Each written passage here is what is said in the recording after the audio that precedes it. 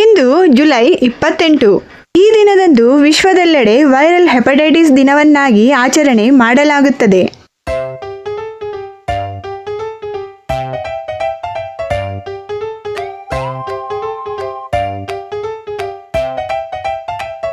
July 28ರಂದೇ ವಿಶ್ವ viral hepatitis ದಿನವನ್ನು ಆಚರಣೆ ಮಾಡಲು ಕಾರಣ ಏನು, ಹಾಗೆಯೇ ಅದರ ಒಂದು ಮಹತ್ವ ಏನು ಅನ್ನೋದನ್ನು ಈ ವಿಡಿಯೋದಲ್ಲಿ ನಾವು ತಿಳ್ಕೊಳ್ಳೋಣ.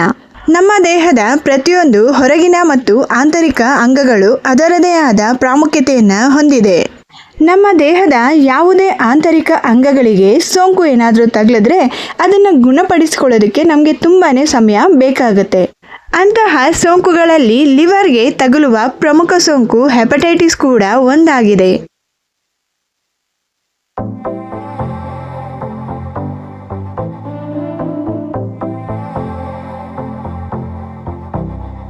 ಜಾಗತಿಕ ಮಟ್ಟದಲ್ಲಿ ಭಾರತವು ವೈರಲ್ ಹೆಪಟೈಟಿಸ್ನ ಹೆಚ್ಚಿನ ಭಾರವನ್ನು ಹೊಂದಿರುವ ದೇಶಗಳಲ್ಲಿ ಒಂದಾಗಿದೆ. ವಿಶ್ವ ಆರೋಗ್ಯ ಸಂಸ್ಥೆಯ 2024ರ ಜಾಗತಿಕ ಹೆಪಟೈಟಿಸ್ ವರದಿಯ ಪ್ರಕಾರ 2022ರಲ್ಲಿ ವಿಶ್ವದಾದ್ಯಂತ ಹೆಪಟೈಟಿಸ್ ಬಿ ಸೋಂಕಿತರ ಸಂಖ್ಯೆಯಲ್ಲಿ ಭಾರತವು ಚೀನಾದ ನಂತರ 2ನೇ ಸ್ಥಾನದಲ್ಲಿದೆ. ಈ ರೋಗದ ಬಗ್ಗೆ ಜಾಗತಿಕ ಅರಿವು ಮೂಡಿಸುವ ಉದ್ದೇಶದಿಂದ ಪ್ರತಿ ವರ್ಷ ಜುಲೈ 28ರಂದು ವಿಶ್ವದಾದ್ಯಂತ ಹೆಪಟೈಟಿಸ್ ದಿನವನ್ನಾಗಿ ಆಚರಿಸಲಾಗುತ್ತದೆ. ಈ ದಿನವನ್ನು ಹೆಪಟೈಟಿಸ್ ಬಿ ವೈರಸ್ ಅನ್ನು ಕಂಡುಹಿಡಿದ ನೊಬೆಲ್ ಪ್ರಶಸ್ತಿ ಪುರಸ್ಕೃತರಾದ ಡಾಕ್ಟರ್ ಬರೂಕ್ ಬ್ಲಂಬರ್ಗ್ ಅವರ ಜನ್ಮದಿನದ ಅಂಗವಾಗಿ ಆಚರಿಸಲಾಗುತ್ತದೆ.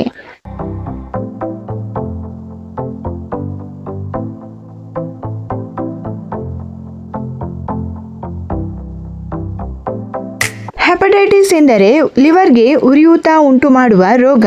ಇದು ಮುಖ್ಯವಾಗಿ ವೈರಸ್ನಿಂದ ಉಂಟಾಗುತ್ತದೆ.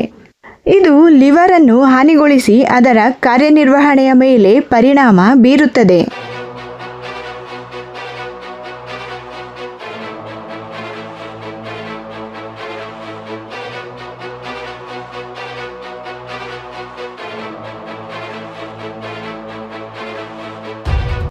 ಹೆಪಟೈಟಿಸ್ ವೈರಸ್ಗಳಲ್ಲಿ A, B, C, D, E ಎಂಬ 5 ಪ್ರಮುಖ ವಿಧಗಳಿವೆ.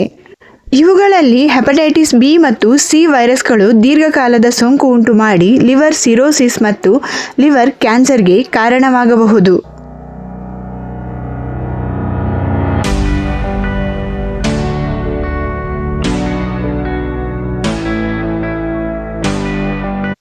ಹೆಪಟೈಟಿಸ್ ಎ ಮತ್ತು ಇ ವೈರಸ್ಗಳು ಕಲುಷಿತ ಆಹಾರ, ಕಲುಷಿತ ನೀರಿನಿಂದ ಹರಡುತ್ತದೆ.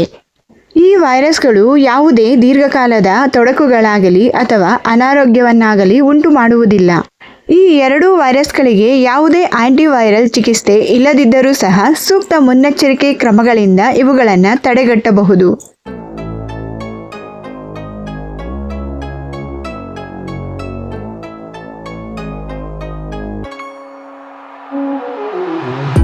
ಹೆಪಟೈಟಿಸ್ ಬಿ ವೈರಸ್ನಿಂದ ಹರಡುವ ಲಿವರ್ನ ಗಂಭೀರ ಸೋಂಕಾಗಿದೆ.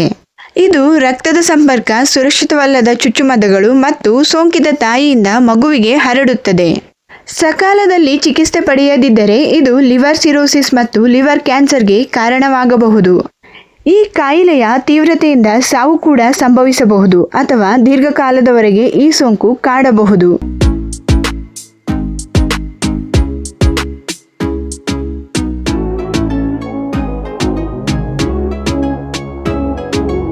ಹೆಪಟೈಟಿಸ್ ಸಿ ಅನ್ನು ಮೌನಹಂತಕ ಎಂದೇ ಕರೆಯಲಾಗುತ್ತದೆ, ಕಾರಣ ಇದನ್ನು ತಡೆಗಟ್ಟಲು ಯಾವುದೇ ಲಸಿಕೆ ಇಲ್ಲ. ಆದರೆ ಆಧುನಿಕ ಔಷಧಿಗಳ ಮೂಲಕ ಹೆಚ್ಚಿನ ರೋಗಿಗಳನ್ನು ಸಂಪೂರ್ಣವಾಗಿ ಗುಣಪಡಿಸಬಹುದು.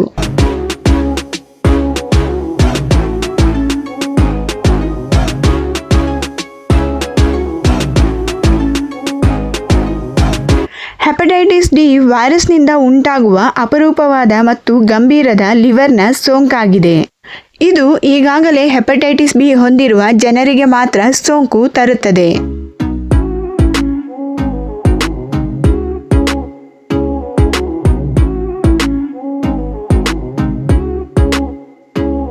ಲಿವರ್ ಸೋಂಕಿನ ಲಕ್ಷಣಗಳು: